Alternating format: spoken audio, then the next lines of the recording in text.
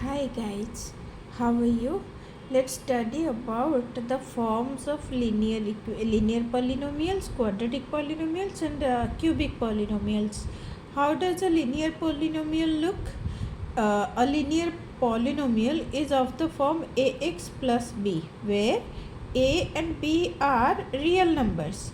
But a can't be equal to 0 because this is the constant term that gets multiplied with the variable and shows that it is of degree 1. It is a polynomial with power 1, with a variable with power 1. This polynomial has variable x and its power is 1. That's why this is called linear polynomial.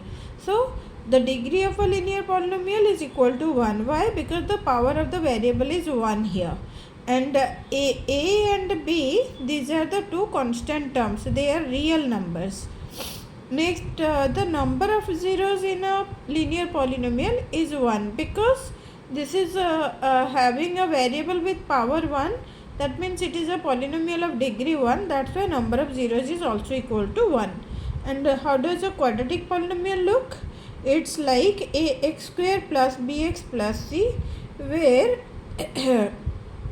a, b and c are the three real numbers. These are the constant terms.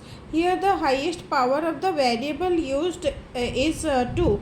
What is the variable used here in this polynomial, quadratic polynomial? This is x, and x has highest power 2. That's why the degree of the polynomial, quadratic polynomial, is equal to 2, and in a quadratic polynomial the number of zeros is equal to 2. And let's see the cubic polynomial. In a cubic polynomial, the form is, the cubic polynomial has this form: ax cube plus bx square plus cx plus d. And the degree of a cubic polynomial is 3. As you can see that the highest power of the variable used is 3. That's why the degree of the cubic polynomial is also 3. And how many zeros are there in a cubic polynomial? 3 zeros are there. That's all.